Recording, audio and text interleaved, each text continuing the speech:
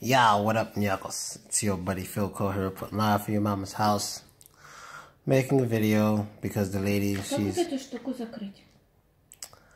What? This? Эту как закрыть? Ты хочешь закрыть только этого? Да. Motherfucker, it's your laptop. Ну, ты не знаешь? Что это? Oh, it's это как Adobe. Это X нет? Ты закроешь мне весь этот. No! View? Sorry, we're having a quick argument. О, вот, read mode, да? Ah, umnitsa. Okay. Okay, so anyways, I was, it's funny because when she did that, I was just about to say the lady's doing some business and she doesn't want to be bothered, and just as I was thinking that, she started bothering me. But anyway, this video, I want to talk about something because I know I told you guys the best day of my life was in July, and you know, I talk about that, and I don't want you guys to get that twisted because I think I made another video in the past about a different day saying that was the best day of my life.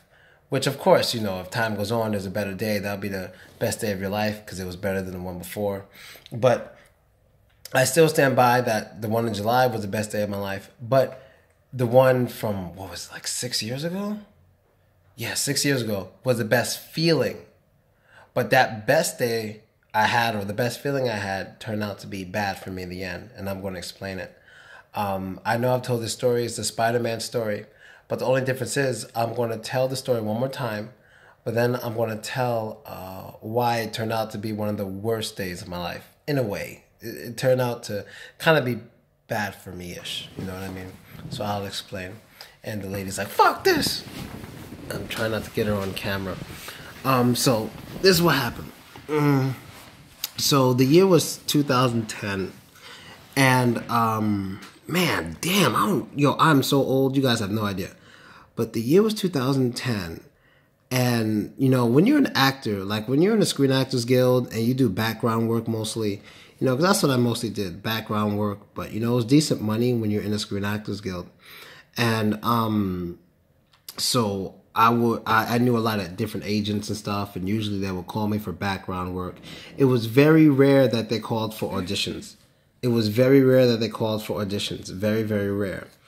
And one day I got a call, and one of the agents, because you know I had like 10 agents. You know, everyone kind of does. You know, all these different castings, like central casting and backstage and blah blah blah. And so from one of them, she called me. She's like, "Hey, are you available tomorrow for not interview, for an audition?" But the next day, I had background work to do. So a lot of times when you're a background actor, you got to pick between money, because you know you could get anywhere from like $200 to like $1,000 for the day when you're doing background work. It does pay actually pretty well. If you get it every day, you make like 3 times more than people who got a normal job, like easy. So she was like, "Are you available tomorrow?" So I had like 5 seconds to think of an answer to say yes or no. So of course in my head I'm thinking, if I take the audition, I will miss out on work. So if I take the audition and miss out on work and don't get the part, I kind of wasted a day. I could have made anywhere from $200 to $1,000, and I fucked up. Because at this time I was getting maybe work 2 days a week on average. So I was making enough to get by, but nowhere near as much as I wanted. So within the 5 seconds, I said, "I'll take it." And I was like, "What is this for?" Now, I don't remember the fake name they gave it. The movie, they didn't call it what it actually was. At the time, they were calling it like, I forgot what they called it. Like, let's just say we'll call it Mary's Tale, something like that. If you've seen the original video, you know what they call it. But something like Mary's Tale, something that like hinted to it, but you wouldn't know. So I was like, all right, cool. So I go to the audition.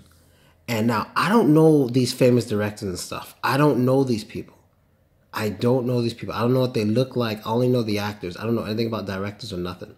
So this is how things work. When you're a professional actor and you go to do a fit-in, because first, oh, no, am I tripping? Oh, you go to do an audition. Usually there's different stages. It's like the first one, then give you a call back and you do another one, blah, blah, blah. But this one was supposed to be for a day player role. That's like, you're going to film all your part in one day, and like that's it. So they ended up calling me to go to the audition. I go to the audition, and I remember this guy. He was he had a real, like, big ass beard, kind of, and he was very young looking, and I guess he was a director. And he was like, all right, we want you to pretend to be a skateboarder, and like you're skating, whatever, and you see your friend spray painting on the wall, and we want you to react as if you don't like it, And I was like, okay, cool. And so, да, наушники. Ты хочешь большой наушники? У меня большой, очень. Не надо? Okay. And he was like, pretend like you see your friend spray painting something, and basically you don't like it, and tell him to stop. So I was like, all right. So I imagine my friend Steve spray painting on my house, and I was like, what the fuck are you doing, dude? Get the fuck out of here. What's wrong with you? Why are you doing that kind of stuff? And I did it one time, and in the middle of doing it, he stops me. He goes, that's it. That was great. Perfect. Thank you. We'll call you. And I was like, in my mind, I'm thinking, that I sucked ass. And so I shook his hand. I shook the other lady's hand, whatever, and I left. And right before I left, he goes, yeah, we're going to call you again. And I'm like, okay. As soon as I left the door, I remember saying, why the fuck is this dude gonna bullshit me so hard when I know this nigga not gonna call me? That's why he stopped me in the middle of the whole thing. Now, that's what I was thinking at the time. So then, like a few days later, and then like a few days later, I end up going on to, she's gonna start singing actually. Y'all might hear her sing. She's gonna start doing her thing because she got a performance tomorrow, so it's gonna be funny. Anyway, and that's the lady, the one with the. But anyway, and I remember me sitting there. It was called Fiona's Tale. Fiona's Tale, some shit like that. Some shit. I know my friend Jose probably knows, or people who watch me for a long time. And I'm sitting there in the holding area. Holding area is where actors wait, like background actors, because we don't get trailers. Is where we wait to in order to, this is where they hold us until we have something to do. So I'm sitting there in holding, like, oh man, let me tell y'all what it's like in holding. If you've never been an actor, did any background work or some shit, holding is like, it's like prison, but you're getting paid good money to be there. So you just sit down, you can't do anything. You could, only way you can really, really have fun is if you have an unlimited battery. If you have an outlet and a good phone, because this is like 6, 7 years ago, 8 years ago, 9 years ago when I was doing all this kind of stuff. You have a good phone, internet connection, maybe some Wi-Fi and shit. Fine, you can enjoy yourself watching movies and stuff, but you're in one spot sitting down or laying down for so long, you get really bored. And you want to move around, but you can't because you got to stay there. You can't go anywhere because they might need you. So holding was kind of like a prison that you got good money to sit in. And holding is just a regular room. It could be like an auditorium. When it's outdoors, you'd be in like a tent or something, but it could be very, very boring. So I'm in the holding area, and for an actor, to be honest, I wasn't really in the know with a lot of things. I kind of came in to the acting game off a little gothic modeling I was doing. That's how I got discovered. So he was a goth, and the lady was like, "Oh, you should be a model, whatever."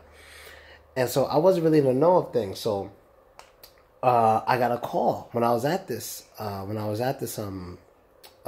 shoot, but I was in holding. I answered the phone. She was like, "Hey, is this Philip Jones?" I'm like, "Yeah." And they're like, "You've been picked to play the role, the day play role in Fiona's Tale." And I'm like, "All right, cool, excellent." I didn't think much of it. And I was like, "How does it pay?" They're like, "Oh yeah, it'll pay regular day player rates, and it'll be like starts at $700 for the base, and then they add to it." And I was like, "All right, cool, let's talk about it." Blah blah blah. I'm like, "Yeah, we're gonna call you. We're gonna need you to come sign a contract, all this stuff." I'm like, "All right, that's great, that's great." So I'm not hyped. I don't give a fuck at the time because I'm like, "All right, they play a role, some little shit no one knows. I've never heard of this thing, whatever." So one of my background friends, they come and they're like, "What was that?" And I was like, "I just got a day play role in some independent crap, I think." And they're like, "What is it called?" I said, "It's called Fiona's Tale." They said, "Dude, that's Spider-Man." And I said, "What?" They said, "That's fucking Spider-Man." Yeah, that's a Spider-Man scheduled to come out in 2012. This is 2010 at the time. So 7 years ago. And I'm like, "Are you telling me that I just got a role in Spider-Man?" They're like, "Yeah, if you got the role, yes, you're going to be in the next Spider-Man." Then I got hype. That's not the best day, but I got hype. I got really hype. And let me tell you why I got so hype about this specific movie. The first background gig I ever did in any movie was the first Spider-Man, like maybe 3 years before that. The first one, you know what I mean? Whichever one, because there's so many different ones. Maybe 2008, 2009, I don't know. And I was in it, and I told everyone to go see it. Like, everyone I knew, I told them to go see this movie because I was in it. But when I say I was in it, I was just a background guy, you know? I was just happy to be there. Like, I was literally in a scene with 1,000 other people. And so no one actually was able to see me and point me out unless you pause it or zoom in or something. So a lot of people from my neighborhood were making fun of me. They're calling me Spider-Man. You know, we went to the movie, didn't see you, Spider-Man, Spider-Man. So when I found out the information, first thing I said is, I'm going to get everybody back. They're not going to see this coming. I'm getting everybody back who made fun of me because now I got a role. So they're going to see my face close up. I'm getting everybody back. So I'm hyped. So they called me in for a fitting. Now this is where things started going strange. Now, when you're an actor, when you go to do a fit-in, they don't pay you there. They're not supposed to pay you for the fit-in when you're there. When you actually have a day player role, where you actually have lines or whatever, you know, when you get the big money, they don't pay you there. You don't get a waiver. You don't get nothing there. Like basically, when you're doing background, you get a fit-in. They give you this this piece of paper, which means the check is going to come in the mail for you with this amount of money. But when you're a day player, it's a part of your contract, so you don't get one. So when I went there, they fitted me and everything. You know, we were all talking about, yeah, Spider-Man, you know, it's no secret. So I'm fitting, and I told my wife and everything. And I go there, and for some reason the lady wasn't sure whether she should give me a waiver or not, you know, a little voucher, whatever. And I'm like, no, I shouldn't have a voucher. I'm a day player. And she was like, hold on, we're not sure. And I'm like, you're not sure? No, I went through the audition. She was like, yeah, I understand, but hold on, we got to figure this out. And then she's like, okay, no, I guess I don't have to give you one. Sorry, you are a day player. I'm like, good. So then a week later, it's time to do the movie. I'm like, all right, let's go do it. So I had to be there like, 12 in the afternoon. I got there like 10, 15 because I wanted to see my trailer. I wanted to see who my double was going to be. I wanted, you know, I've never had a big role like that and something like that. So now I was ready. I was hyped, you know. So then I get there and I'm like, hey, you know, I'm playing, I forgot the name. I forgot the name of my role. Dude, I'm so old. It was like a YouTube guy or some shit. It was cell phone kid, something like that they called it at the time. Or, no, at the time it was skateboarder. Before I did what I did later, it was skateboarder. I'm like, yeah, I'm the one playing the skateboarder. Because that's usually how I made my money, skateboarding in the background of movies and shit. And they're like, okay, hold on 1 second. And then she talks on the thingy, on the walkie-talkie. She's like, the kid's here to play skateboarder or something. And they're like, okay, just put him in holding. Now, holding is where the regular background people go. And they're like, okay, go to holding. It's over there. And I'm like, but I'm day player. Why would I be in holding? They're like, I don't know. We'll find you a trailer or something later if we feel you need it. But as of now, you just go into the holding. So I get into holding, and I'm sitting there for like an hour, another hour. So immediately I call my SAG rep. You know, SAG rep is like your lawyer. You know, everyone in SAG knows the number to a SAG rep. Because, you know, if the people we're working with breaks the agreement on how they're supposed to treat us professional actors, we call them and they fix it. So I called the SAG rep. I'm like, yo, I'm supposed to be day player, but I'm sitting here and holding. I'm eating food with everyone else. That's not a part of the contract. Something's wrong. She's like, okay, look, just wait till the end of the day. Maybe they'll give you your trailer a little later. I heard they're having some trouble on set. Just give them some time. I said, fine. Lunchtime comes around. After lunchtime, the director, who turned out to be Mark Webb, he was like, okay, look, we had some issues before, but this is what we want you to do. We're going to use you. We want you to go upstairs into this apartment where we're filming out the window, and soon we're going to need you. And I was like, all right, cool. So first he goes, all right, let's do one cold, whatever. Let's do one rehearsal. And in the rehearsal, they used me. So I looked out the window and I said exactly what I said before in the audition. He was like, great, okay, hold on, sit down. We'll get back to you soon. So then I'll never forget sitting in this room. I sat in that fucking room for 4 hours watching them film the same part again and again and again, but without me. For like 4 hours straight. And I'm sitting there. 4 hours. Immediately, like, when they were like, so after the 4 hours, they said, it's a wrap. Immediately after they said it's a wrap, which means we're done for the day, I knew something was wrong. Too many things didn't add up. I didn't have a trailer. I ate with everyone else, and they didn't even use me. Even though they used me in the rehearsal, they didn't use me on camera. So I called the SAG rep. I'm like, yo, they didn't use me. I don't know what's going on. I didn't have a trailer. I'm supposed to be day player. They didn't give me, and then I used the evidence and said they didn't give me a voucher when I went to the fitting because I'm supposed to be day player. If I'm not supposed to be day player, why didn't I get a voucher? So then SAG rep shows up, have a talk with Mark Webb. SAG rep comes up to me, and Mark Webb knows I called the SAG rep, and I don't give a damn because he knew I was right. So then SAG rep comes up to me and says, there's actually nothing we can do. Here's your waiver for the fitting, and they didn't use you. They didn't use you on camera, so they don't have to give you the big money. You just get money as a background performer today. So fill out this form as a background performer, and they're not going to use you. That was it. I was during the year 2010. Now, I didn't get depressed or nothing like that. I was pissed. I'll never forget that train ride home. I'll never forget that train ride home because it's bad enough that it's bad enough that I already told everybody I was going to be the other Spider-Man. No one saw me and I got made fun of it. This time, luckily, I didn't tell anybody. But it just hurt. It just fucking hurt. You know what I mean? I thought this was going to be my chance to blow. It fucking hurt like shit. So, I mean, I did background for like another 8 months, background acting and stuff. Nothing was heard of it. Another 8 months, and some of the actors who knew I was going to do it, they're like, so did you do it? And I was like, no. I told them what happened. It was like, oh, that's a bummer, dude. That sucks and everything. So for 8 months, I thought nothing of it. And whenever I saw an advertisement or heard about the movie, I just tried to block it out. I never wanted to see a fucking Spider-Man action figure or nothing, dog. I was pissed.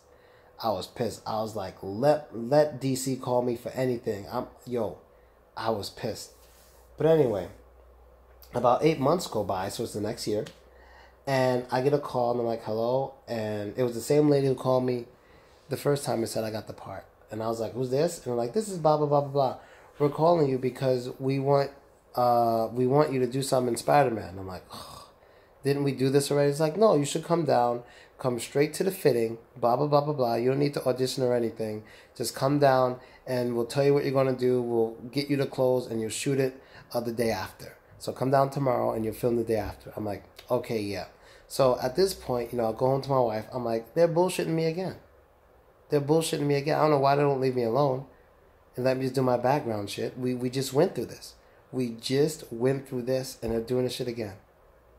So I'm very skeptical the whole time. I'm skeptical the next day in the morning on my way to the set. I'm like, oh, these motherfuckers doing it. On my way to the fitting, I'm like, oh, these niggas doing it again. They're just fucking with me, wasting my time, gassing my head up for no reason. So I go there, I get there. Now this is where things started. This is when I started saying, maybe this is it. This is when I started saying maybe. When I got in the elevator, and I remember I was wearing my headphones, and I was just listening to music because I was angry going there. Because I honestly expected the same shit to happen. So I get there, and as soon as the elevator opens up, and by this time I know who he is because I did a lot of research, because he made me so mad, I researched him on the computer for some time. Not saying I want to do nothing bad, but I was just pissed. I just wanted to know who he was. That's how mad I was. So when I get off the elevator, I see his face, and I've had dreams and shit about running into this guy and just fucking him up. Dude, you can't imagine how pissed I was. And so for me, I didn't think he'd be there. This ain't an audition. This is the fitting, the try on clothes. I didn't think he'd be there. So when the elevator opens, boom, he's right there. I step off the elevator. I take one headphone off. Not even both. I just take one off. I just give him this look, and I know he understood what I was saying by that look.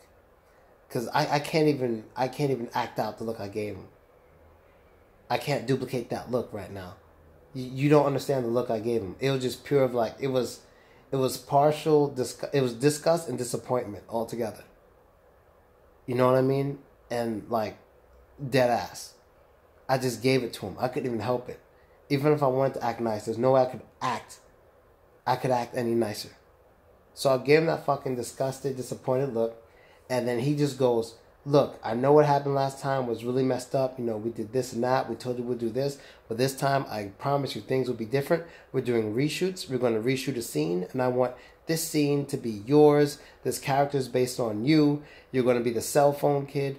You're going to dress the way you dress. You're going to bring your skateboard. You're going to look the way you want to look. And this set, not the day, this shot is all about you. Everything's about you. I promise you, okay? You got my word, Mark Webb. This is all about you. Go try on your clothes. And then he gets on the elevator and he's out. So when he said that, like, this is fucking Mark Webb, people. When he said that to me like that, I started believing it a little. A little. I didn't just go, oh, you're a Mark. No. Because he told me this book kind of like this before, but this was different. Like, this is about you. I want you to dress the way you want to dress. We're just going to see what size stuff we have, just in case you want something else. But, you know, everything's about you. You wear what you want to wear. But the fit-in is kind of like, it's just part of the, it's just what you do. You know what I mean? It's part of the script, so to say, when it comes to Hollywood. So when you got a part, you got to film as a main character or day player, any kind of principal role, you got to go to the fit-in, even if you know what you're wearing already. It's just, they got to know what you're going to wear. They got to know. You know what I mean? So I went there, and when we were done, there was no discussion. It was, okay, go ahead. You will get your money for the fit-in when you get your payment for your principal role. That's what the lady said. And I'm like, all right. You know, we kind of been this before, but all right. And I'm still skeptical. So I go home, I tell my wife, I'm like, tomorrow I'm filming. And she knew how bad I felt after that shit happened to me. You know, my ex-wife, she understood. Like, people don't know me. Like, right now, since I lived in Russia, I'm not emotional about shit. I get worried when it's about money. But I don't give a fuck about pride or none of that shit. You know, I don't give a fuck about that anymore. Back then, I did. You know, I felt that hurt my pride and all that shit. So she knew how sad I was after the first time. So at night, she was like, you know, you sure you're going to go? Remember what happened last time? Remember how kind of depressed and angry you were for some time? I'm like, yeah, but you know, I'm going to go because I just want to see how they fuck me over this time. I'm like, I just want to see how they're going to fuck me over this time. I'm just so curious. I'm dying to see how they're going to fuck me over. I didn't tell anybody about it but my wife before I went there. So all I remember is the next morning I woke up, because I had to wake up really early.